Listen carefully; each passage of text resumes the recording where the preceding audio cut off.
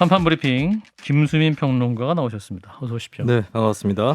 자, 오늘 이제 본투표 전날, 이제 내일이 투표일인데 이제 오늘 0시 기점으로 선거운동이 중단이 됩니다. 오늘 마지막 날 후보들의 움직임, 메시지는 무엇이었는지 전해주시죠. 네, 동선 자체가 메시지가 아닌가 싶은데요. 각 예. 후보들 한번 여러분들 또 비교해 가면서 들어주시면 될 것 같습니다. 이재명 후보는 여의도 증권가에서 유세를 시작을 해서 파주, 인천, 광명 이렇게 경기권을 도는 일정을 거쳐서 저녁 7시 광화문 광장 인근의 청계 광장에서 유세를 갔고요. 저녁 10시 반에는 마포 홍대 광장에서 피날레 유세를 가질 예정입니다. 예. 윤석열 후보는 제주도를 들렀다가 경부선 상행선을 타고 부산, 대구, 대전 이렇게 이동을 하게 되고요. 저녁 8시 반에 서울시청 광장에서 피날레 유세를 갔고 건국대, 강남역 이런 일대에서 투표 동료 캠페인을 갔습니다. 심상정 후보는 오늘 오전에 서울 노원구, 강북구 유세를 했고요. 저녁 7시부터는 홍대 부근에서 선거운동을 하고 마무리를 지을 예정입니다. 네, 대장정의 마무리를 앞두고 있는데 새 후보의 유세 현장 영상으로 잠시 보고 옵니다. 아니 여러분들 직장 다니면서 하는데 사장 엉망이면 그 회사 어떻게 돼요? 그런데 이 5,200만이 사는 이 거대한 대한민국 이 나라를 과연 무지하고 무능하고 무책임하고 남의 뒤나 열심히 파는 이런 과거로 퇴행하는 생각을 가지고 있는 리더라면 나라가 어떻게 되겠습니까? 여러분? 절단 맞습니다. 절단 납니다. 이 민주당 사람들은 국민들의 지지로 제가 대통령이 되면 180석을 가지고 방해를 하거나 심지어는 우리 당의 이탈자들을 모아 저를 탄핵을 칠 수도 있다고 떠들고 다닙니다. 저는 하라면 하라 이겁니다. 심상정에게 주시는 표는 절대 사표가 아닙니다. 심상정에게 주는 한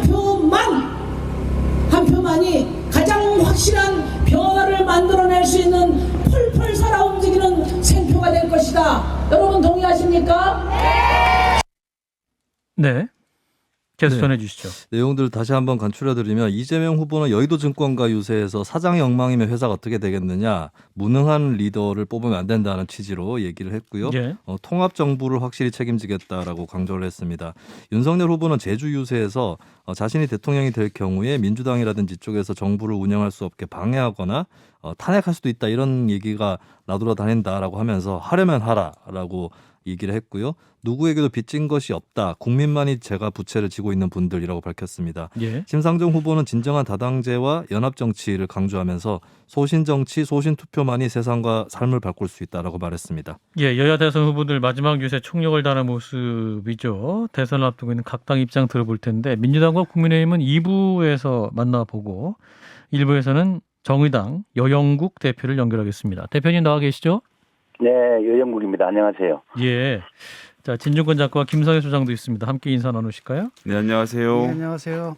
네, 예. 안녕하세요. 예, 자, 대선 반갑습니다. 하루 전입니다. 대표님 네. 지금 마음이 어떠세요? 제가 어제까지 전국을 쭉 순회했거든요. 예. 이미 국민들 마음속에 대통령은 심상정이다 하는 걸 좀 느꼈고요. 이제 이구동성을 하시는 이야기들이 가장 깨끗하고 소신 있고 당당한 후보는 심상정뿐이다 하는 말씀들을 많이 들었고, 예. 그래서 정의당과 심상정이 당당하게 나아가라고 국민들께서 소신 있는 투표로 더 큰 힘을 만들어 주실 거다 하는 확신을 오늘 가뿐한 마음으로 선거운동에 임하고 있습니다. 예, 아유, 대표님. 대표님 춤 잘 추시더라고요. 그걸 또 보셨어요? 예, 봤습니다.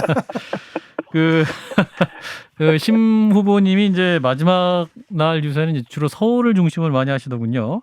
네. 대학가 곳곳을 누비시고 또 마지막 장소는 홍대로 잡으신 것 같은데 그만큼 이제 정의당으로서는 청년층 표심이 중요하다 이렇게 판단하고 계신 겁니까?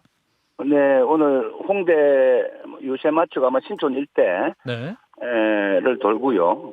그리고 아마 밤늦게 소방관이 가로사로 숨진 그 빈소를 찾을 예정입니다. 예. 이제 주로 대학가를 찾는 이유는 청년들이 가장 가난한 시대이기도 하고 이제 불평등과 차별이 가장 큰 피해자입니다. 우리 상위 10% 가정의 자녀들 제외하고는 대부분 사회에 나올 때 빚을 안고 출발하지 않습니까? 그렇죠. 그렇기도 하고 또 기후위기 앞에 가장 미래가 불안한 시대이기도 하고 그런데 이런 문제들이 청년들 책임 아니지 않습니까? 그래서 기성세대 중심의 그 35년 양당 정치가 만든 가장 큰 피해자가 바로 청년이기 때문에 예. 그래서 정치에 대한 불신과 분노도 크고 또 기대도 크다 봅니다. 뭐 그런 점에서 정의당과 심상정은 우리 그 양당 정치가 청년들에게 안긴 빚을 갚는다는 마음으로 청년들이 불평등과 차별로 인한 고통과 그런 주거 불안을 없애 주는데 좀 주력하기 위해서 그게 저는 정치의 기본 임무로 생각하고 뭐 그렇게 하고 있다는 말씀을 드리겠습니다. 예, 그 정답인 것 같은데 지금 뭐 제1야당에서는 뭐 남녀 갈라치기로 아예 뭐 여성가족부 폐지라는 반여성적인 정책으로 이대남의 표를 겨냥하고 있고 또 이에 맞서가지고 뭐 민주당에서는 한참 따라가다가 또 최근엔 또 노선을 바꿔가지고 이제는 이대녀를 얻기 위해서 또 1번 남인이 2번 남인이 하면서 또 남자들 사이를 또 갈라치고 있거든요. 이런 현상은 네. 어떻게 보고 계십니까? 우선 최근에 이재명 후보께서 성평등 이야기를 좀 많이 하고 있습니다. 뒤늦긴 했지만 뭐 그 자체는 환영을 좀 합니다. 좀 이런 태도 변화도 저는 심상정이 있었기 때문에 가능했다 이렇게 좀 생각을 하고요. 예. 덕표용 행보가 아니고 꼭 약속을 지키기를 바랍니다. 그럼에도 불구하고 차별금지법에 대해서 여전히 말이 오락가락 이 말 다르고 저 말 다르고 또 비동의 강간죄에 대해서는 사회적 합의가 필요하다 하면서 사실상 반대 입장을 취하고 있거든요. 예. 뭐 그런 점에서 과연 지금의 행보에 진정성이 있는가 오히려 득표용이 아닌가 이렇게 좀 의심을 다 지울 수가 없고요. 이준석 대표 이대남 전략은 참 갈등을 유발해서 표를 얻겠다는 나쁜 정치의 전형이라 생각합니다. 저는 어디서 저런 못된 정치를 배웠는지 모르겠어요. 저런 나쁜 정치는 반드시 좀 심판받아야 된다. 뭐 유권자들이 그렇게 심판해 주실 거다 생각을 합니다. 예, 사전 투표율이 굉장히 높았는데 사실 좀 의외거든요. 역대급 비호감 대선이라 그러는데 참여율은 굉장히 높은 것 같아요. 이 숫자가 주는 의미가 뭐라고 보십니까? 우선 사전 투표 날도 이제 투표 날 중에 하나로 좀 인식을 대부분 하는 게 아닌가 이렇게 보고요. 그 양당이 이제 높은 이 사전 투표를 두고 자신들에게 유리하다. 좀 아전 인수격으로 좀 해석을 하고 있는데, 뭐 이 속에는 지긋지긋한 양당 정치 청산을 바라는 시민들의 열망도 함께 반영된 결과다 이렇게 보고 있고요. 이제 유일하게 남은 좀 심상정에게 양당 정치 청산의 국민적 열망을 좀 높은 투표 열기로 서신 투표로 모아주실 거다 이렇게 보고 있습니다. 뭐 그렇지 않아도 내일 이제 본 투표율도 상당히 높을 거다 이런 예측들도 나오고 있긴 한데요. 지금 말씀하셨던 그것을 좀 더 구체화해서 정의당의 목표를 좀 말씀을 해주신다면. 아유 목표야 대통령 당선되면 얼마나 좋습니까? 근데 이번 대선에서 좀 분명한 것은 정의당 심상정의 존재 이유, 정의당 심상정의 정치의 좀 본질을 좀 분명하게 좀 각인을 한 게 아닌가 이렇게 생각을 합니다. 예. 지역 소멸을 걱정하는 포항 시민들, 또 장애인 이동권을 요구하는 우리 장애인들, 또 우리 성폭력 피해자 김지연 씨와 고 이해람 중사의 목소리를 직접 TV 토론 과정에서 호명하면서 지금 세상을 변화시키고 있지 않습니까? 그래서 양당이 애석 외면하고 사라진 시민들의 목소리를 정치에 담아내서 변화시키는 것.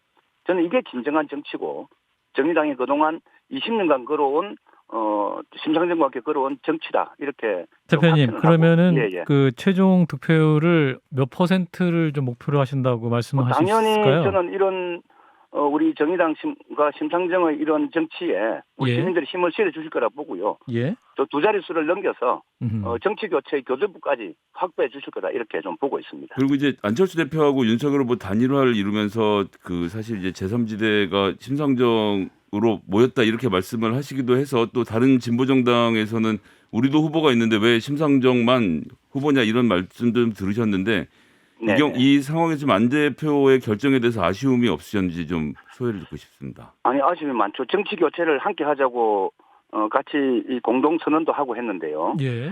결국은 안철수 후보가 이 기득권 성백을 넘지 못하고 무릎을 꿇었지 않습니까? 너무 안타깝습니다.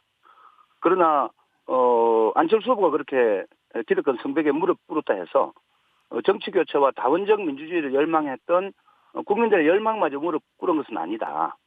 저는 그런 점에서 정의당은 사실은 정치 교체와 다원주의 이 민주주의를 위해서 창당된 정당이고 또 정의당이 존재하는 이유 중에 하나입니다. 그래서 국민들이 우리 안철수 후보가 그렇게 됨으로 해서 정의당을 더 주목하지 않겠는가 뭐 이렇게 좀 보고 있습니다. 예.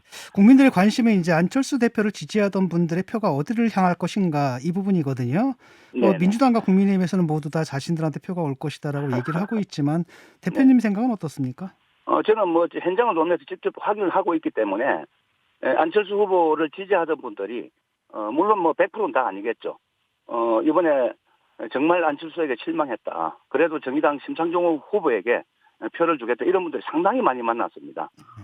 저는 그런 점에서 양당이 안철수 후보를 지지했던 표가 전부 자기들한테 올 거다.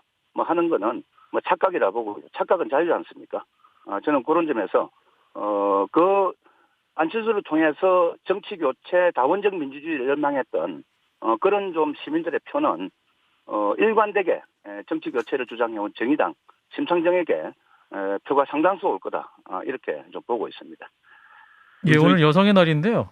네네. 그 노회찬 전 의원께서 세상 떠나기 전에 이제 매년 여성의 날 때 이제 꽃을 드리기도 했지 않습니까? 오늘도 네네. 심 후보가 이제 노회찬 의원 아내에게 장미꽃을 드릴 예정이다 그랬는데 꽃이 전달됐나요?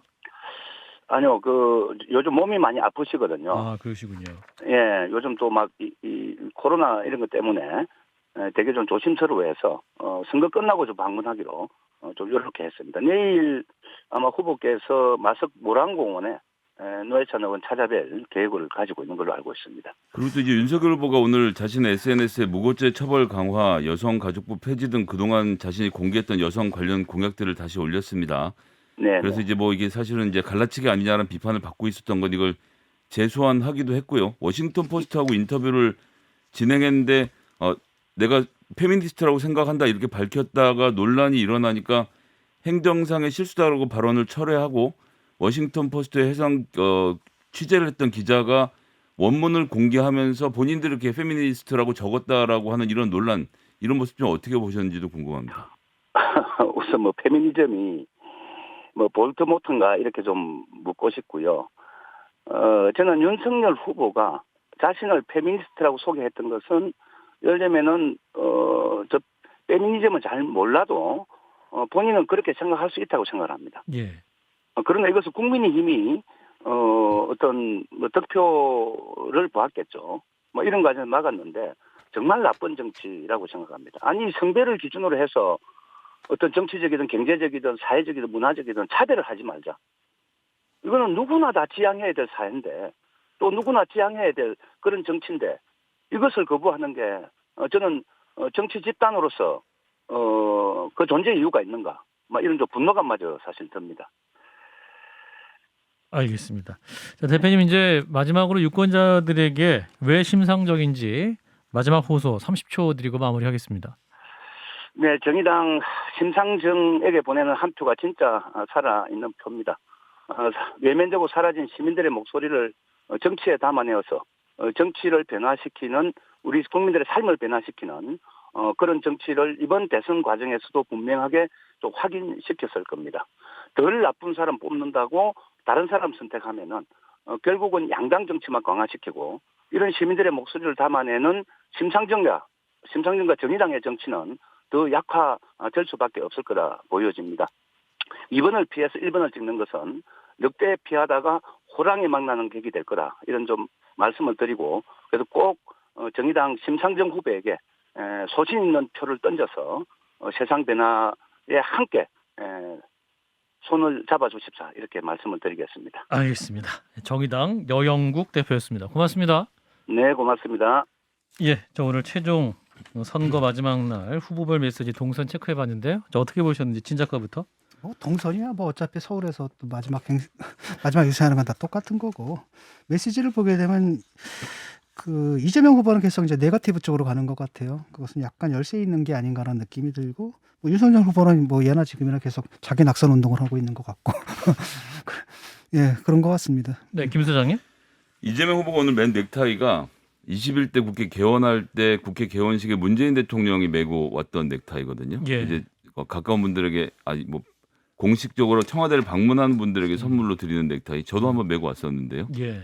그걸 이제 오늘 메고 다니시는 게 이제 통합 정치에 대한 마지막 강조를 하고 있는 것 같다라고 했는데 오늘 뽑혀왔던 이 헤드라인하고 좀 내용이 다르긴 합니다만 여튼 이 통합 정치에 대한 이야기를 하고 있고 윤석열 후보는 본인 하던 대로 정권 교체에서의 본인 역할에 대한 이야기, 예. 정권 교체가 중요하다는 말씀 계속 하고 계셔서 각자가 자기의 장점을 잘 얘기하고 있는 것 같습니다. 네. 자, 김수민 평론가는 마지막 날 주요 네. 후보들의 표정 어떻게 보셨는지? 네, 저는 동선을 보니까 이제 여의도 증권가 같은 경우는 이쪽이 화이트 칼라가 많은 지역이죠. 예. 그리고 직종별로 살폈을 때 이재명 후보 우세가 나타나는 직종이 화이트 칼라입니다. 또 이제 증권가라는 특징이 있는데 뭐 근무하시는 분들 중에 민주당 지지층이 많은 40대도 많겠지만은 어쨌든 본인이 경제적으로는 식견이 있다. 이 점을 계속 강조를 하는 그런 목적이 이제 좀 환하게 보이는 그런 동선이었고요. 예. 윤석열 후보는 이제 제주도에서 유세를 했는데 제주도에 가는 과정에서 좀 가느냐 마느냐 이 논란들이 있었습니다. 하지만 그렇죠. 무시할 수 없는 것은 제주도에서 이긴 후보가 선거에서 이긴다라고 하는 그런 법칙이 몇 번에 의하면 빼면 이제 작동을 했었고 그렇군요. 그리고 제주도 같은 경우는 오래전부터 그 국회의원 3명이 다 민주당 소속이었습니다. 그런 부분도 감안을 한다면 좀 방심할 수 없다라고 하는 그런 당 안팎의 생각이 좀 투영된 것이 아닌가 그렇게 보여지고요. 그리고 이제 특이한 거는 대학가 유세를 하는데 이재명 후보하고 심상정 후보는 홍대 쪽을 잡았고 그러네요. 윤석열 후보 쪽은 건국대 쪽을 잡았거든요. 양쪽을 가보신 분들 알겠지만 좀 분위기가 다른 게 있습니다. 네, 그 분위기의 차이는 여러분들이 아시는 분들 좀 음미를 서울 하시면 될 것 같아요. 청자들 옛날에 이준석하고 뭐예요? 건대, 윤석열 그렇죠. 후보가 만났던 데가 건대 아니에요? 그렇습니다. 그렇죠. 아, 예. 그래요. 아무튼 마지막 날까지 모든 후보의 최선을 다한 유종의 미를 이제 거두는 순간이 남아 있습니다. 자, 다음 뉴스를 보면 이제 이번 대선이 녹취록 선거다라는 얘기가 나올 정도로 이 녹취록 얘기가 너무 많죠. 어제는 또 JTBC가 2020년 당시에 이재명 후보의 그 수행 비서에 통화 녹취록을 입수해 보도를 했는데 어떤 내용이었습니까? 네, 그 수행비서 A모 씨가 2020년 당시 이제 이재명 후보가 공직선거법 위반으로 재판을 받고 있었죠. 근데 지인과의 통화에서 대법원 라인이 우리한테 싹 있다. 그동안 작업해 놓은 게 너무 많다. 이렇게 말하는 녹취록을 입수했다라고 JTBC가 보도를 했습니다. 비서의 지인과의 통화인 거죠? 그렇습니다. 그러니까 예. 통화 상대가 누구냐면 은수미 성남시장의 정무비서관인 이모 씨였는데요. 예. 당시에 은 시장도 2심 당선 무효형을 받고 대법원 재판을 준비를 하고 있었죠. 네. 그래서 이제 이 후보 수행 비서가 2020년 2월 13일 시점에 필요하면 도와주겠다 이런 취지로 얘기를 한 것입니다. 그리고 실제로 이제 한 달 뒤인 3월 13일에 무슨 일이 있었냐면 이거는 이제 김만배 정영학 씨 대화 녹취록에서 나오는 내용인데 은 시장은 당선 무효 아닐 정도로만 하면 된다라고 말한 그런 내용이 또 녹취에 담긴 적이 있습니다. 네.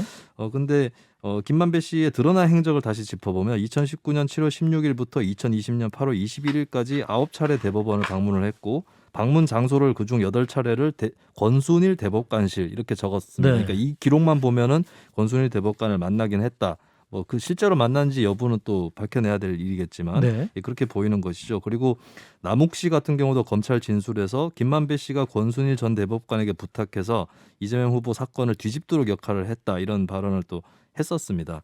이걸 이제 놓고 봤을 때는 좀 어떤 의혹 고조 이런 것들이 되는 측면들이 있는데 네. 좀 더 이제 그때의 당시 일정들을 살펴보면 이재명 후보 사건의 대법원 선고일은 2020년 7월 16일이었고 그 3주 전인 6월 24일에 또 통화가 있었는데 이때는 이제 이재명 후보의 그 성남시장 선거 캠프 출신이고 인수위원이었던 임모 씨가 또 다른 사람이 은수미 시장 비서관하고 통화를 합니다. 근데 이제 그 통화 내용이 지사님 사건은 대법원 내부 잠정 표결을 한 모양이다. 잘 됐다는 쪽으로 가닥이 잡힌 것 같고 만장일치는 아닌 것 같은데 8대 5나 예를 들어서 뭐 이런 표현을 합니다. 근데 실제로는 7대 5였고 한 명이 비는데 그 한 명이 이제 사건 관계자다라고 해서 재척 회피를 했던 사안이라서 놀랍게도 어쨌든 이렇게 맞출 수 있느냐 또 이런 얘기가 나오는 것이죠. 네, 또 해당 보도에 대해서 관련된 당사자들 캠프 입장, 정치권 반응 어땠습니까? 네, 이재명 후보 측에서는 일단 이런 발언들이 통화 녹취록의 내용들이 허언일 가능성이 높고 그리고 허언. 무죄를 받는 것은 이미 예상됐던 일이다라고 밝혔습니다. 그리고 김만배 씨 측의 변호인은 김만배 씨는 권순일 전 대법관을 만나지 않았다라고 설명하고 있다라고 밝혔고요. 예. 그리고 대법원 작업을 언급했던 이 비서 백모 씨죠. 2016년 뒤로 이 후보 관련 일에서 완전히 멀어졌다라고 밝혔습니다. 국민의힘에서는 또 공세에 고삐를 쥐었는데요. 권영세 선거대책본부장은 대장동 세력이 조직적으로 가담한 대법원 판사 매수 의혹이 드러났다라고 밝혔고, 민주당에서는 근거 없는 상상력이 빚어낸 명백한 허위 사실이다라고 밝혔고, 또 우상호 선대본부장은 수행비서가 그런 고급 정보를 알기는 어렵다라고 설명하기도 했습니다. 네, 자 녹취록 너무 많아서요. 또 새로운 녹취록 내용 어떻게 들으셨는지 진 작가님부터. 이게 이제 제가 이제 주목하는 부분은 그거거든요. 이게 사실은 알 수가 없는 정보잖아요. 대법원 대법원 판결. 그런데 이분들이 이걸 갖다가 발표가 되기 전에 이미 알고 있었다라고 하는데 누군가한테 얘기를 들었는데 이 누군가가 누구냐라는 거고요. 그런 다음에 뭐 8대5 그래서 실제로 그렇게 나왔는데 이게 이제 우연의 일치인가. 그리고 김만배 씨가 8번 방문한 기록이 있는 거고, 그 다음에 또 50억 클럽 얘기 또 등장하고라고 하기 때문에 단순한 의혹의 수준을 좀 넘은 것 같다는 판단이 듭니다. 김 소장님. 예, 어제 뉴스타파 보도에서와 마찬가지로 선거를 하루 앞두고 반박할 수 없는 시점에서 터진 시점이 참 공교롭다는 생각이 먼저 들고요. 그리고 나머지 내용들은 사실 이 김만배 씨 법조 출입 기자였고 대법원 출입할 수 있는 상태였는데 들어가서 로비했다는 거 아닙니까? 네. 근데 왜 권순일 씨 수사가 제대로 안 되고 있는지, 뭐 수사를 제대로 하는지 안 하는지 제가 잘 모르겠습니다만 제가 아는 범위 안에서는 적극적인 수사가 이루어지지 않고 있는 것으로 보이는데, 뭐 돈 받은 흔적이 없어 그런지 어쩐지 모르겠지만 이런 정도 의혹이 나오면 밝혀야죠. 그리고 도대체 대법원이라는 데는 뭐 하는 데길래 이렇게 바깥 사람들에게 쉽게 휘둘리는 인상을 주는 것인지, 이 사람 한 사람만 등장하는 것도 아닌 것 같고요. 그리고 대장동 건이 대장동 건 하나만 있겠습니까? 세상에 수많은 사람들이 이런 식으로 접근하는 것에 일각이 드러난 것인데 예. 끝까지 좀 발본색원했으면 좋겠습니다. 네. 그리고 한국일보는 또 부산저축은행 수사에 대한 김만배 씨 검찰 진술을 보도했는데 2011년 부산저축은행 수사 때 대장동 대출을 알선한 조 씨가 대검 수사를 받을 당시에 박영수 변호사를 소개시켜준 사실이 있다. 소기비 명목으로 금전을 수령했다는 내용입니다. 예, 부산저축은행 수사 무마 의혹. 대선 이후에도 이게 계속 이슈가 될 수 있을까? 김 소장님부터. 그러니까 저는 이 문제에서는 좀 핵심적으로 봐야 되는 게, 법조 출입 기자가 되려면 지들끼리 투표하거든요. 소위 말하는 출입당 투표를 해갖고 뽑힌 사람들끼리 짬짬이를 먹은 다음에 이제 심지어는 변호사 소개시켜주고 돈 받고, 이게 김만배 씨 하나만의 일이겠습니까? 지금 소위 말하는 출입 기자 시스템이라는 게 얼마나 엉망진창으로 망쳐져 있는지를 보여주는 좋은 사례이기 때문에 네. 예, 이런 데 대한 개혁도 놓치지 않고 좀 진행을 해야 된다라고 생각합니다. 개방 브리핑 룸으로 외국은 다 하고 있죠. 네. 자, 진 작가님. 선거 끝나면 없어질 이슈라고 보거든요. 그러니까 부산저축은행과 그다음에 대장동 사건은 별건으로 봐야 되는 겁니다. 뭐 종잣돈 어쩌고 그러는데 결국은 여기서 대출받은 돈으로 거기 땅을 샀다라는 거 아니에요. 땅을 샀는데 그때 대출받아 샀거든요. 그러니까 만약에 그때 이재명 그 시장이 제가 볼 때 한 1년, 2년만 버텨도 그거 대출 이자 못 갚거든요, 이 사람들. 그냥 넘어갈 문제라는 겁니다. 그렇기 때문에 이걸 가지고 대장동의 뭐 몸통이다라고 뒤집어 씌우는 건 굉장히 잘못된 것 같고, 내가 볼 때는 그 이재명 후보 측에서 할 수 있는 최대한은 이거거든요. 사실은 나는 그 1,000억 원 그걸 갖다 공익 환수를 하는 데만 관심을 쏟다 보니까 나머지 부분을 챙기지 못했다. 그 부분에 대해서 죄송한다 이렇게 나가야 되는데 이걸 가지고 몸통은 윤석열이다라고 되치기를 해버리니까 이건 좀 뭐 논리적인 오류가 좀 있고, 그래서 좀 설득력을 갖기 힘들지 않는가, 그런 식의 대응이, 이런 생각이 듭니다. 네, 2015년에 대장동 사건이 벌어졌고 2011년에 대출을 했던 것은 대장동 AMC, 여기가 어떻게 빠지게 된지 모르지만 남욱과 이강길 두 대표가 빠진 상태에서 대출만 해줘서 이 부실 상환을 하지 않고, 그러니까 공짜로 돈도 생기고 땅 증서도 가진 상태였기 때문에 이자 문제는 상관이 없는 상태에서 이때 윤석열 중수과장이 이 사람들에 대한 죄를 제대로 물었다면, 남욱이 연결되어 있는 게 나왔다면 이번에 부정수익을 환수해서 부산저축은행에 2,300억 원 아직 갚지 못한 돈을 갚는 데 쓸 수 있었겠죠. 그게 4조짜리 대출 의혹 사건이거든요. 그래서 이 사람들이 꺼간 게 아마 1,000억인가? 부산저축은행은 네. 6천억 원이었습니다. 네. 피해액이. 근데 전체적으로 4조짜리라고 제가 들었는데 네, 부산저축은행은 그런 6천억 원이었습니다. 네. 부산저축은행 건 때 4개 넘는 은행들이 문제가 생겼었는데요. 그러니까 그거는 뭐 따로 봐야 되는데 이 사람들이 또 돈을 받고 봐줬느냐, 아니면은 그 당시에 피의자도 아니었다는 거 아닙니까? 참고인이었다라는 거고 거기서 뭐가 있었는지는 모르겠는데 그것과 대장동 사건은 별개의 건으로 봐야 된다라는 게 제 뭐 이제 생각입니다. 얘기 이제 그만했으면 좋겠는데 윤석열 후보가 해명하고 있는 것과 달리 경찰 수사 기록에는 대장동 관련된 진술을 검찰에 와서 하고 나왔다는 얘기를 조호영 씨가 2014년에 한 바 있습니다. 예, 자 오늘 선관위원장 얘기 듣고 마무리하겠습니다. 조정희 중앙선거관리위원장 사과를 하고 코로나19 상황에서 투표 얘기도 구체적으로 했군요. 네, 일단 어제 보도자료를 발표를 선관위에서 했는데 네. 그걸로 부족하다고 판단을 한 것 같습니다. 그래서 오늘 육성 사과를 직접 했는데 미흡한 준비로 혼란과 불편을 끼친 점에 대해 위원장으로서 책임을 통감하며 사과의 말씀을 드린다라고 밝혔습니다. 그리고 남은 본투표에 대한 안내도 했는데요. 선관위는 심기일전하여 모든 유권자가 참정권 행사에 불편함이 없도록 준비했고 투개표가 끝나는 순간까지 최선을 다하겠다라고 밝혔습니다. 확진자 및 격리자분들은 내일 오후 6시부터 7시 반까지 주소지 관할 투표소에서 일관 유권자와 같은 방법으로 투표할 수 있다라고 안내를 했습니다. 예, 저녁 6시부터 7시 30분까지 1시간 반 동안 투표를 할 수 있는 거네요. 시간을 잘 알고 가셔야겠습니다. 자, 선관위원장의 사과 어떻게 보셨는지 진 작가님부터. 어차피 책임은 선관위에 있는 거지 않습니까? 그런 무리가 빚어졌다면 선관위에서 제대로 준비를 못했던 것 같고 다만 이제 이게 입법하는 과정 속에서 이런 문제가 생길 거다라는 걸 누구도 예측을 못했던 것 같아요. 그리고 적어도 그럼 선관위라면은 현장에서 그런 문제 아마 시뮬레이션 같은 거 좀 해보고 문제가 있다면 빨로 고쳤어야 되는데 별 생각 없이 들어갔다 이런 일들이 벌어진 것 같거든요. 그리고 또 하나가 이제 출근 안 했다는 건 어떻게 된 일인지 모르겠어요. 근데 이런 상황 속에서 선관위원장이 출근 안 할 수가 있나 이런 생각도 들고요. 예, 자 김 소장님. 어쨌거나 1시간 반 동안 이 모든 확진자들이 다 투표를 하실 수 있어야 되는데 시뮬레이션이 정확히 됐는지 그게 계속 좀 걱정이고요. 그러네요. 7시 45분에 출구조사 발표 못하는 거 아닌가 이런 걱정도 있는데 어쨌든 출구조사가 중요한 게 아니고 모든 유권자들이 본인의 귀중한 한 표를 꼭 행사할 수 있었으면 좋겠습니다. 네, 이거 가지고 또 음모론이니 이런 거 좀 안 했으면 좋겠고 음모론 하실 분들은 그냥 분명히 선언하세요.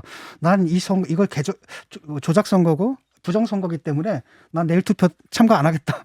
이 선거의 결과를 인정하지 못하겠다. 오늘 선언하시기 바랍니다. 네, 부디 원활하게 잘 맞춰지길 바라봅니다. 김수민 평론가였어요. 고맙습니다. 네, 감사합니다.